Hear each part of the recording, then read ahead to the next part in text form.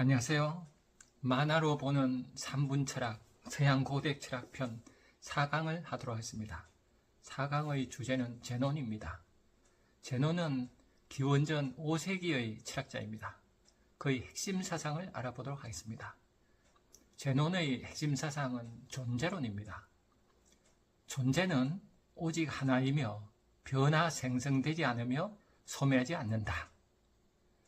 우리의 감각으로 보이는 변화는 거짓이며 오직 이성에 의해 진리를 파악할 수 있다. 이런 사상입니다. 이 사상은 파르메니데스의 존재론을 개성한 거죠. 파르메니데스의 존재론을 제논이 개성하고 그것을 제논의 역설로 존재론을 증명하려고 했던 그런 철학자였죠. 이 존재가 하나라는 거, 이거는 이런론이죠. 세상은 하나다. 이것은 변치 않고, 이런 사상은 나중에 유일신 사상이 되죠. 세상은 오로지 한 분의 신만이 계신다. 이런 사상이 되죠. 이 사상이 나중에 흘러가면은 플라톤 철학에서는 이데아가 돼요. 그리고 기독교에 들어가면 하느님이 되고, 또 인간 내면의 영혼이 되고, 이렇게 변주되어 가죠. 우리 안에 영혼은 어때요? 그 영혼은 우주에 가득 찬 신하고 하나인 그런 존재를 영혼이라고 생각할 수 있죠. 그래서 우리가 존재를 안다는 게 뭘까요? 여기서 우리가 존재를 머리로 이해하면은 저는 상당히 힘들어진다 보거든요. 머리로 세상이 하나다 그러면은 머리로 세상이 하나라 그러면은 그 다음에 둘이 있게 돼요. 하나, 그 다음에 둘이잖아요. 그러니까 이거 깨달음으로 하나를 깨달으면은 하나만 존재하는데, 이 하나는 건 숫자의 하나가 아니라 그냥 우주에 꽉 찬 하나, 변치 않고 불변한 영원한 하나, 이렇게 되는데, 머리로 깨닫게 되면 이게 위험하게 되죠. 하나가 있어, 세상에 나 하나밖에 없어. 근데 너는 왜 다른 신을 믿냐? 이렇게 돼요. 그 다른 신까지도 깨달음으로 보면 하나의 신인데, 그죠? 이렇게 해서 존재를 인식한다는 것은 개념을 아는 것이 아니라 그것과의 합일 혹은 내적 직관을 뜻한다. 이렇게 우리가 이해할 수 있죠. 이 존재, 영혼, 신이라 할 수 있는 존재를 깨달음의 문제로 저는 봐야 된다고 봐요. 이걸 깨닫지 못하면 어때요? 존재를 깨닫지 못하면은 이제 육체의 향락을 추구하게 되죠. 나는 몸밖에 없구나. 몸의 쾌락을 추구하게 돼요. 그래서 결국엔 나중에는 육체가 이제 썩어 죽게 되잖아요. 그래서 육체의 영생을 또 바라게 돼요. 그래서 결국은 현대인들 같으면 이제 과학을 믿게 되죠. 과학으로 영생했다 이런 생각해요. 또 이런 게 이제 잘 안 되면은 이제 사이비 종교에 빠지죠. 나중에 죽어서 구원받 이렇게 이제 이상하게 자꾸 빠진다고 봐요. 그래서 저는 이 존재를 제논을 공부하면서 머리로 제논이 이렇게 존재를 얘기했다 이렇게 하기보다는 이것을 현대인이 어떻게 내 삶으로 받아들일 건가. 그러면 존재라는 건 어때요? 존재를 실현하는, 진리를 실현하는 이런 문제를 봐야 된다 봐요. 존재, 우주에 꽉 찬 존재를 실현하는 나. 그런 시를 읽어보도록 하겠습니다. 유리창 1 정지용. 유리에 차고 슬픈 것이 어린 그림다. 열없이 붙어서서 입김을 허리우니 길들은 양 은날개를 파다그린다. 지우고 보고 치우고 보아도 새까만 밤이 밀려나가고 밀려와 부딪히고 물먹은 별이 반짝 보석처럼 베낀다. 밤에 홀로 유리를 닦는 것은 외로운 황홀한 심사위원이. 고운 페일간이 찢은 채로 니는 산새처럼 날려갔구나. 전체를 읽어보니까 느낌이 어때요? 참 슬프죠. 누가 죽은 것 같기도 하고 그렇죠. 그래서 이 시는 죽은 딸을 애도하는 그런 시라 그래요. 정주영 시인이 딸을 잃고 그 슬픔을 견디기 위해서 쓴 그런 시죠. 유리에 차고 슬픈 것이 어린다. 이거는 뭐예요? 죽은 딸이 기억되면 이제 이런 게 떠오르는 거죠. 그래서 어떻게 해요? 어린거리니까 이제 딸을 만나게 되죠. 그래서 여럿이 붙어서서 입김을 허리우니.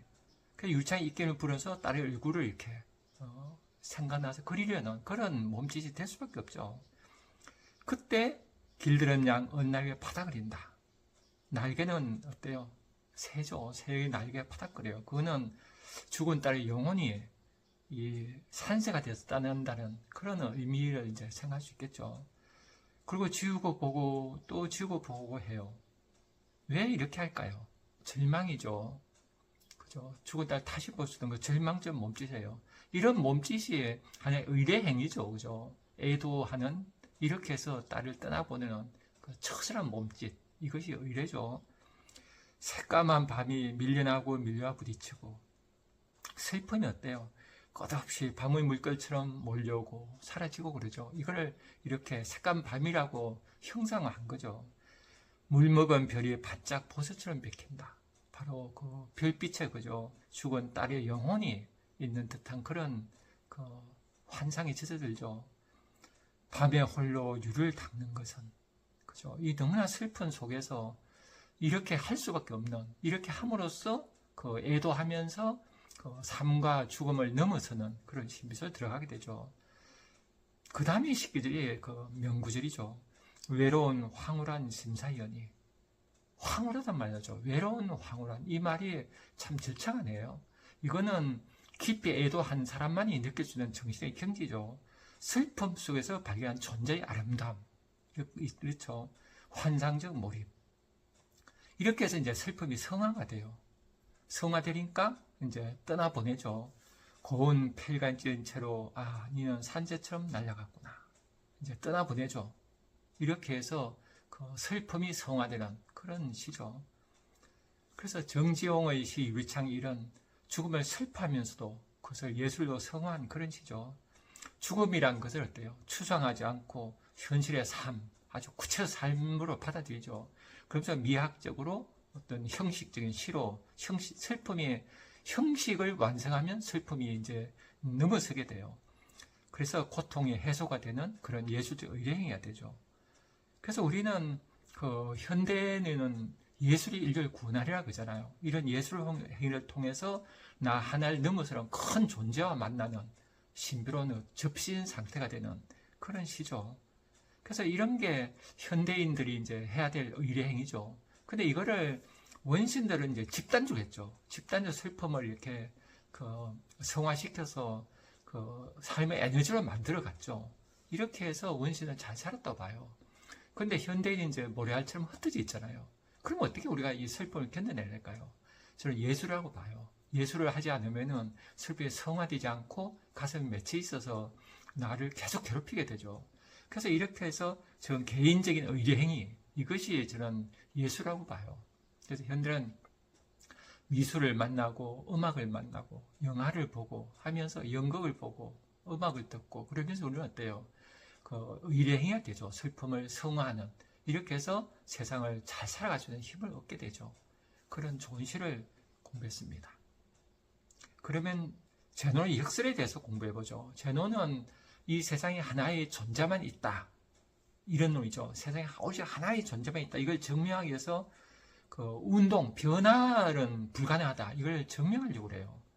세상이 변화가 되면 영원 불변한 하나가 있다는 게 깨지잖아요. 그래서 제노의 역설, 유명한 역설이 있죠. 그 대표 역설을 하나 공부해보죠. 바로 아킬레우스와 거북이의 역설이에요. 아킬레우스는 트로이 전쟁의 영웅이잖아요. 대단한 영웅, 전쟁의 신이죠. 이런 아킬레우스가 거북이를 따라가지 못한다는 그런 역설이에요. 어딘가 들어보신 적 있을 거예요. 빠른 아킬레우스가 느린 거북이를 영웅을 따라잡을 수 없다. 이유가 뭔가 하면은 아킬레우스하고 이제 거북이가 경쟁을 해요. 똑같이 출발하면 안 되죠. 거북이는 먼저 출발하게 놔두죠. 한 10m 앞에 출발해요. 그러면은 계속 거북이도 기어갈 거 아니에요. 그럼 아킬레우스가 이제 따라가요. 따라가서 거북이하고 있던 그 중간 지점에 100m 앞에 출발한다 그러면 50m, 10m 같으면 5m 앞에 중간까지 갔다 그래요. 그 사이에 거북이가 조금 더 가겠죠.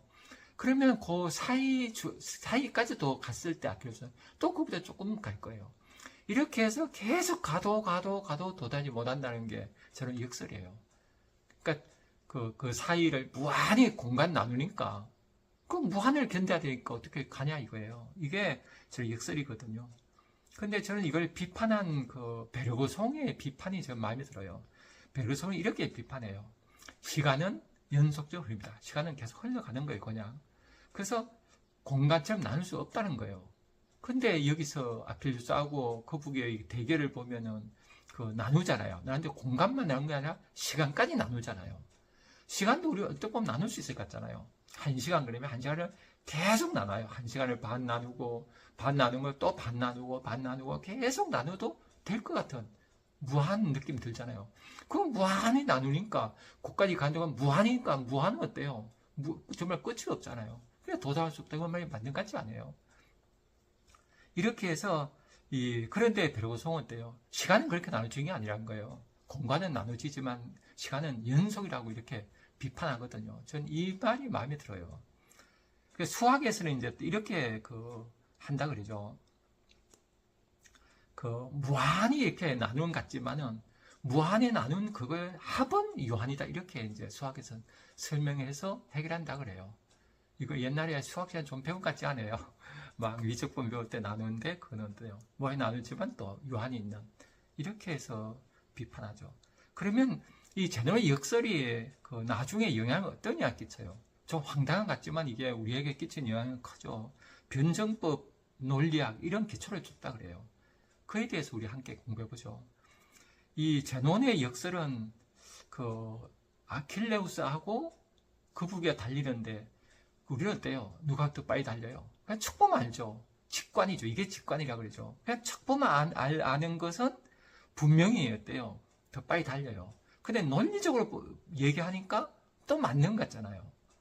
그러니까 논리와 직관의 두 사이의 충돌 이렇게 또 생각해 볼 수 있죠. 우리 이성, 논리는 이성이죠. 이성적으로 논리적으로 따질 때는 어때요? 수학적 이성이죠. 막 하나하나 따져나갈 때는 맞는 것 같은데 근데 경험적으로 직관을 볼 때는 틀리는 거.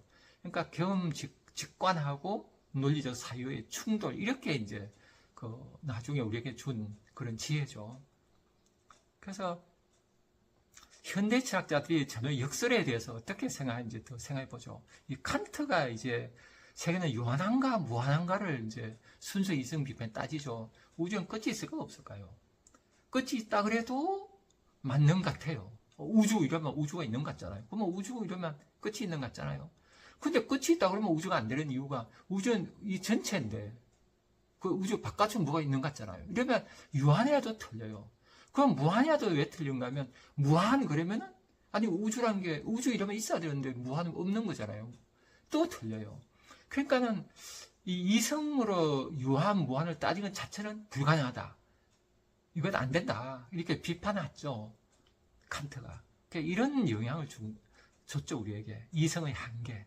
여기서도 이성적으로 논리를 따질 때는 맞는 것 같은데 딱 보면 아킬레우스도 빠르죠. 그 다음에 해결은 변정법으로 이걸 받아들이죠.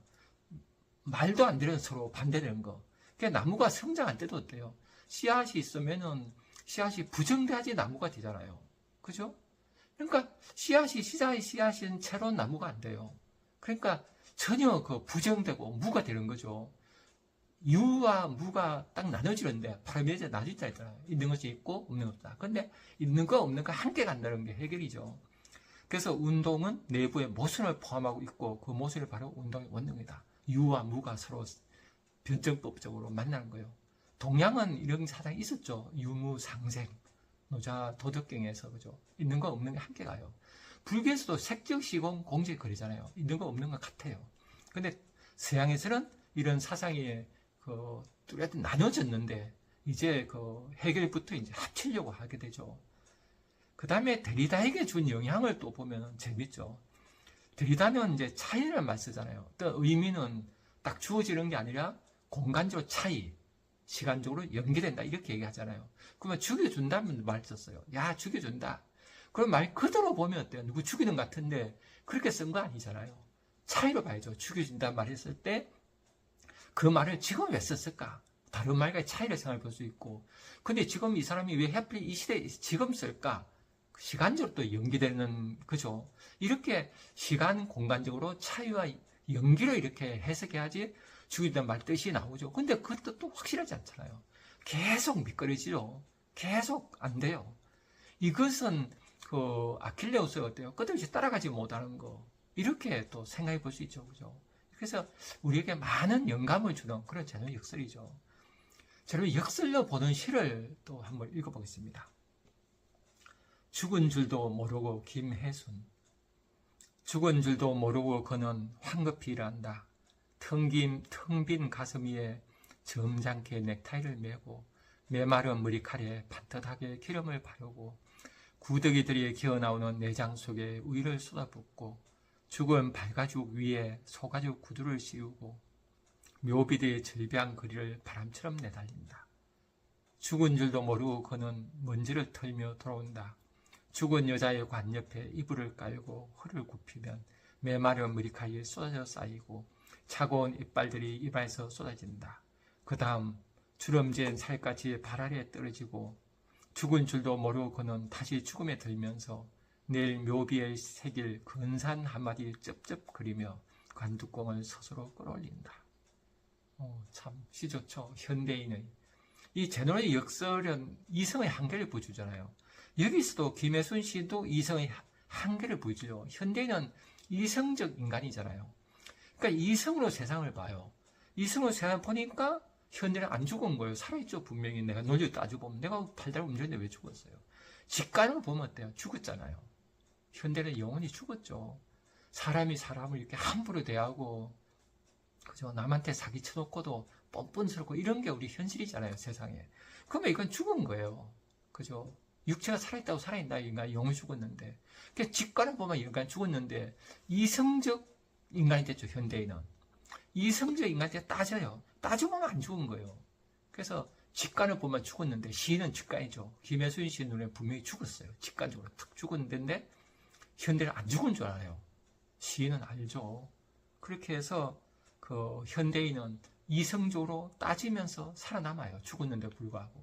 죽은 줄도 모르고 쩝쩝거리며 다음날 또 출근하려고 준비하잖아요.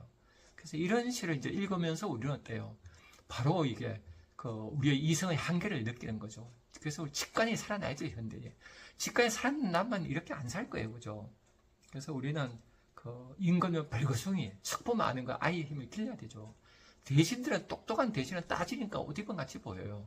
이런 직관력을 회복해야 되는 게 현대인이죠. 오늘까지 여기까지 하고 또 다음에 뵙겠습니다. 감사합니다.